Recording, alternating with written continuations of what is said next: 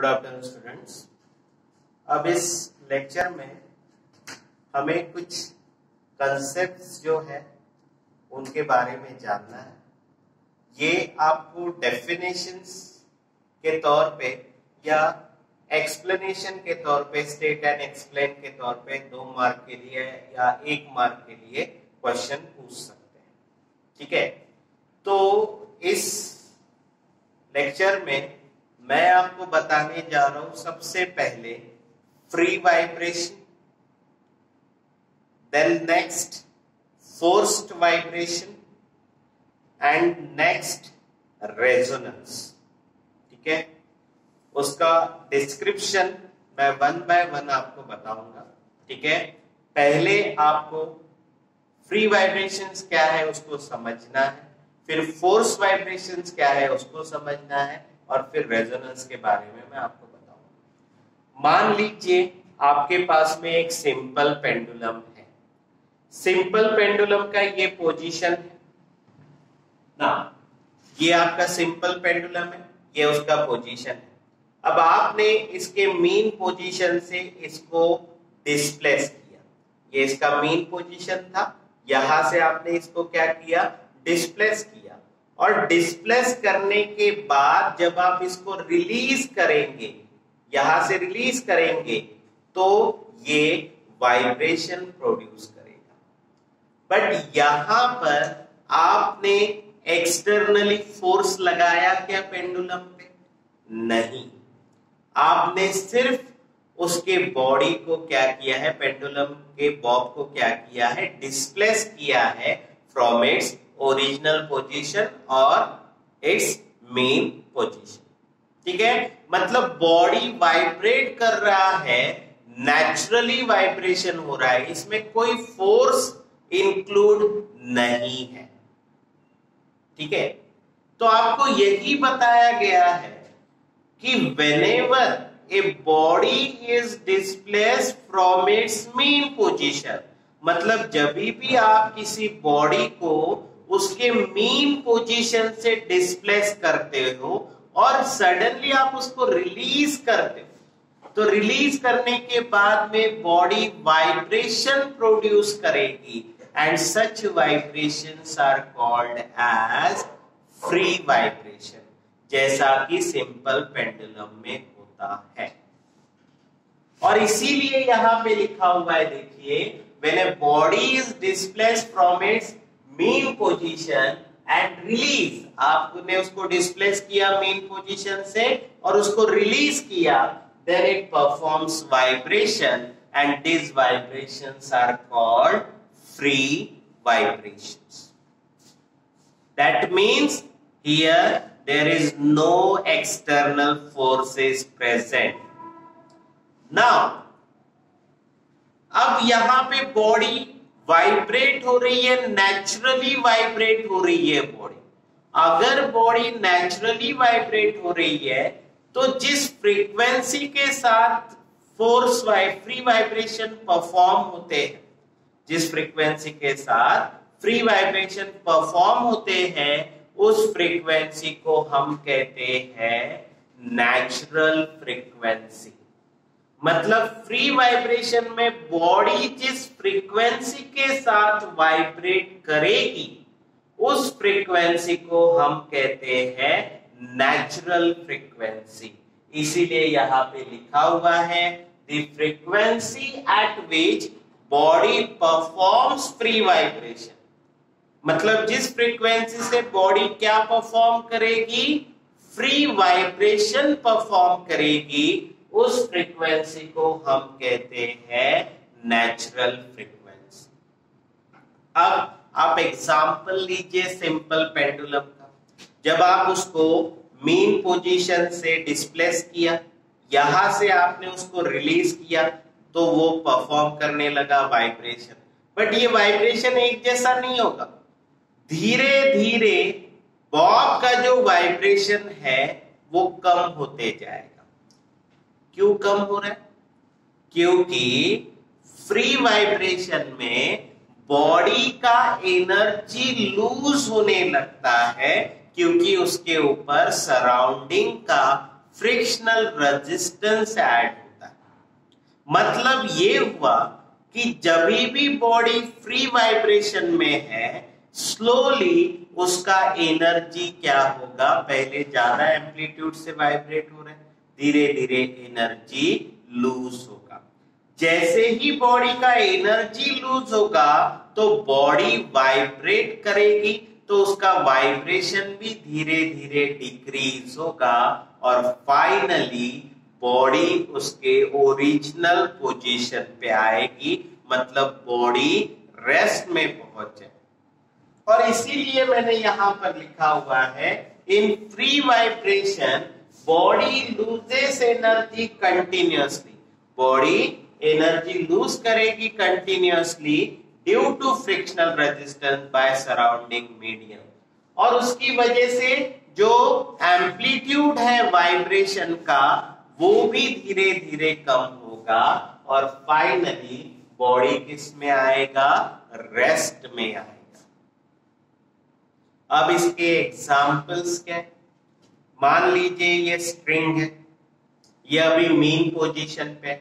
अब इसको अगर आपने यहां से प्लग किया तो इसमें प्लग करने के बाद मतलब आपने स्ट्रिंग को डिस्प्लेस किया उसकी पोजीशन से और यहां से रिलीज किया तो इस स्ट्रिंग में वाइब्रेशन प्रोड्यूस होगी। तो आपने सिर्फ स्ट्रिंग को प्लग किया था, मतलब आपने बॉडी को, स्ट्रिंग को अगर हम बॉडी मानते हैं तो बॉडी को आपने सिर्फ डिस्प्लेसमेंट दिया और उसको रिलीज कर दिया।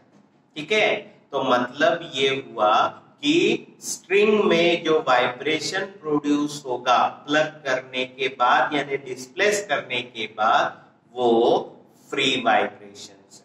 ठीक है, और सिंपल पेंडुलम को जब आप उसके पोजीशन से डिस्प्लेस करके रिलीज करोगे तो उसमें जो वाइब्रेशंस होंगे वो भी फ्री वाइब्रेशंस है। ठीक है, तो मैंने अभी आपको बताया फ्री वाइब्रेशन मतलब क्या होता है, when a body displace from its mean position, वो उसके ओरिजिनल पोजीशन से आपने उसको हटा दिया और वहां से उसको रिलीज कर दिया तो बॉडी में वाइब्रेशन प्रोड्यूस होगी and such vibrations are called as free vibration. ठीक है, तो ये हो गया अभी हमारा फ्री वाइब्रेशन के बारे में। अब इसके बाद में हमें जानना है फोर्स वाइब्रेशन। नाउ ये फोर्स वाइब्रेशंस क्या होती है ये अभी आप यहां पर ध्यान में रखिए। ठीक है, अब बॉडी नेचुरली वाइब्रेट हो रही है मतलब फ्री वाइब्रेशन, मतलब धीरे धीरे उसका एम्पलीट्यूड कम होगा and body comes to rest. अगर मान लीजिए आप ये चाहते हो कि बॉडी कंटिन्यूअसली वाइब्रेट करे with the same amplitude, what will have to do, क्या करना चाहिए? बॉडी नेचुरली वाइब्रेट हो रही है, आप चाहते हैं कि बॉडी कंटिन्यूअसली वाइब्रेट हो, that means we have to apply an external periodic force. आपको उस बॉडी पे पीरियोडिक फोर्स लगाना पड़ेगा। ठीक है, मतलब बार बार आपको थोड़े थोड़े टाइम के बाद फोर्स लगाना पड़ेगा जैसे ही बॉडी का एम्पलीट्यूड कम होने लगे। इसका मतलब ये हुआ कि जब भी आप बॉडी को वाइब्रेट करते हो ऐसी फ्रीक्वेंसी से जो कि फोर्स की वजह से है, when body begins to vibrate with a frequency other than natural frequency, मतलब बॉडी वाइब्रेट हो रही है बट अभी नेचुरल फ्रीक्वेंसी के साथ वाइब्रेट नहीं हो रही है, बॉडी वाइब्रेट हो रही है frequency of external periodic force, यानी बॉडी वाइब्रेट हो रही है उस फ्रीक्वेंसी के साथ में जो फ्रीक्वेंसी उसको पीरियोडिक फोर्स की वजह से मिला। तब हम बॉडी में जो वाइब्रेशन प्रोड्यूस करेंगे हम उसको कहेंगे फोर्स वाइब्रेशन। इसीलिए देखिए यहां पर क्या लिखा हुआ है, the vibrations of a body, body का vibration under the action of external periodic force, मतलब आप कंटिन्यूअसली फोर्स नहीं लगाएंगे, एक बार फोर्स लगाए रुक गए, थोड़ी देर के बाद फिर से फोर्स लगाए, that is external periodic force with a frequency. जब वो बॉडी वाइब्रेट होगी, frequency equal to a frequency of external periodic force, यानी बॉडी वाइब्रेट होगी with a frequency of external periodic force, then आप उसको कह सकते हैं then body vibrate with force vibration. क्योंकि बॉडी में जो वाइब्रेशन है वो नेचुरली नहीं है, आपने उस बॉडी पे फोर्स लगाया है ताकि उसका वाइब्रेशन कंटिन्यूअसली रहे, ठीक है। Such vibrations are called as force vibration, ठीक है। Whenever a body vibrates with a frequency of external periodic force, मतलब जब भी कोई बॉडी वाइब्रेट होगी किससे, with a frequency of periodic force, then it is called as force vibration. Now force vibration में body के वाइब्रेशन का energy कम नहीं होता, इसीलिए देखिए क्या लिखा हुआ है, energy of vibrating body remains constant.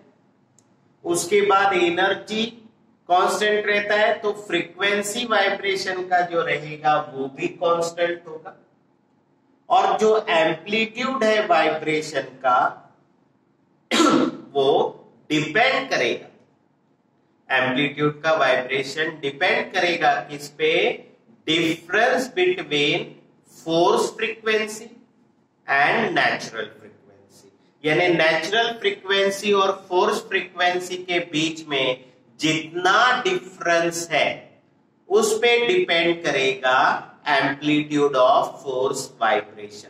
मान लीजिए फोर्स वाइब्रेशन है 100 हर्ट्ज और नेचुरल वाइब्रेशन है 50 हर्ट्ज, तो इन दोनों का डिफरेंस क्या हुआ, 100 हर्ट्ज माइनस 50 हर्ट्ज, यानी 50 हर्ट्ज जो है ये हुआ हमारा डिफरेंस, और इस डिफरेंस ऑफ फ्रीक्वेंसी पे डिपेंड होगा एम्पलीट्यूड ऑफ फोर्स वाइब्रेशन, ठीक है।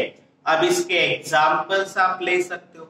जब आप कहीं पर होल करते हो बाय यूजिंग ड्रिलिंग मशीन, तो वॉल में अगर आप ड्रिलिंग करते हो उस समय पे वॉल ऑलरेडी नेचुरल वाइब्रेशन में है, ठीक है, हम ऐसा कहेंगे बॉडी नेचुरली वाइब्रेट हो रही है, बट जब आप ड्रिल करते हो तो उस बॉडी में ज्यादा वाइब्रेशन प्रोड्यूस होती है। वो किसकी वजह से है, उसमें प्रोड्यूस होने वाले फोर्स की वजह से, यानी ड्रिलिंग मशीन में जो वाइब्रेशन प्रोड्यूस होगा वो फोर्स वाइब्रेशन। उसके बाद में एक और एग्जांपल हम ले सकते हैं वॉशिंग मशीन।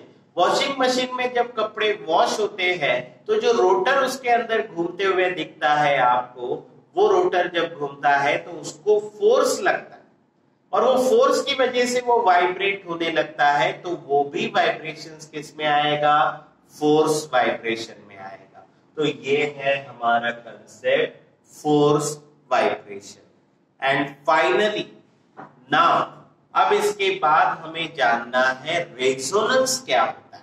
तो रेजोनेंस क्या होता है, देखिए मैं अभी आपको बता रहा हूं। मान लीजिए बॉडी वाइब्रेट हो रही है नेचुरल फ्रीक्वेंसी के साथ, अब उसका एम्पलीट्यूड कम होने लगा, एम्पलीट्यूड डिक्रीज होने लगा, देन आपने उसके ऊपर अप्लाई किया periodic force, external periodic force. अब बॉडी के पास में दो प्रकार की वाइब्रेशंस है एक ही साथ, एक उसमें नेचुरल वाइब्रेशंस है और एक उसमें है फोर्स वाइब्रेशन। जब किसी बॉडी में नेचुरल वाइब्रेशन का फ्रीक्वेंसी और फोर्स वाइब्रेशन का फ्रीक्वेंसी दोनों इक्वल हो जाते हैं, अच्छे से सुनिए, जब किसी बॉडी में नेचुरल वाइब्रेशन का फ्रीक्वेंसी और फोर्स वाइब्रेशन का फ्रीक्वेंसी दोनों इक्वल हो जाते हैं, then body begins to vibrate with maximum amplitude, मतलब बॉडी का एम्पलीट्यूड जो है बहुत ज्यादा बढ़ जाता है, ठीक है। मतलब बॉडी अभी फोर्स वाइब्रेशन परफॉर्म नहीं कर रही, बॉडी में एक साथ दो वाइब्रेशन है और दोनों इक्वल है। कौन कौन सी? एक नेचुरल वाइब्रेशन बॉडी का और दूसरा फोर्स वाइब्रेशन, और दोनों वाइब्रेशन इक्वल होने की वजह से बॉडी लार्जर एम्पलीट्यूड के साथ वाइब्रेट करेगी और उसी को हम उसको कहेंगे रेजोनेंस कंडीशन। इसीलिए यहां पर लिखा हुआ है, देखिए, जिस कंसेप्ट में the phenomenon in which the body vibrates under the action of external periodic force, मतलब बॉडी वाइब्रेट हो रही है पीरियोडिक फोर्स की वजह से, बट यहाँ कंडीशन देखिए क्या लिखा हुआ है, उस frequency is equal to the natural frequency, यानी बॉडी का जो फ्रीक्वेंसी है वो नेचुरल फ्रीक्वेंसी के साथ जब इक्वल होगा then so that amplitude becomes maximum, यानी बॉडी का वाइब्रेशन बहुत ज्यादा बढ़ जाएगा, तो हम उसको कहेंगे, उस कंडीशन को रेजोनेंस कंडीशन। अब एक और चीज आपको ध्यान में रखना है, रेजोनेंस कंडीशन आने के लिए you have to apply an external periodic force on a driven body, मतलब जब तक किसी बॉडी पे आप पीरियोडिक फोर्स अप्लाई नहीं करते तब तक आप रेजोनेंस कंडीशन नहीं पा सकते, ठीक है। तो ये कंडीशन आपको ध्यान में रखना है। अब देखिए, अगर आप कोई व्हीकल चला रहे हो, मान लो कोई भी टू व्हीलर आप चला रहे हो और सडनली मान लीजिए आपने उसका स्पीड एवरेज स्पीड से ज्यादा कर दिया, ठीक है, तो बॉडी में वाइब्रेशंस बढ़ जाते हैं। अगर मान लीजिए आपका स्पीड 80 क्रॉस कर गया, 90 क्रॉस कर गया, तो आपकी व्हीकल का जो हर पार्ट है वो बहुत ज्यादा एम्पलीट्यूड के साथ वाइब्रेट करता है, क्योंकि उस समय पे जो फोर्स वाइब्रेशन आप व्हीकल को प्रोवाइड कर रहे हो और उस व्हीकल का नेचुरल वाइब्रेशन दोनों इक्वल हो जाते हैं। इस वजह से व्हीकल के डिफरेंट पार्ट्स मैक्सिमम एम्पलीट्यूड के साथ वाइब्रेट करते हैं और उसी कंडीशन को हम कहते हैं रेजोनेंस कंडीशन, ठीक है। अगर आप बहुत सारी स्मॉल बॉटल्स लेते हो, दो चार आपने स्मॉल बॉटल्स ली और आप उसमें एयर ब्लो कर रहे हो, तो एयर ब्लो कर रहे हो मतलब आप फोर्स वाइब्रेशन प्रोड्यूस कर रहे हो, और एयर ब्लो करने की वजह से वो सारी बॉटल्स जो है उसमें बहुत ज्यादा लाउड आवाज आती है ड्यू टू रेजोनेंस, क्योंकि आप फोर्सफुली उसमें एयर ब्लो कर रहे हो, ठीक है। तो this is the another example of resonance, और यही है हमारे तीन topics, force free vibration, force vibration and resonance.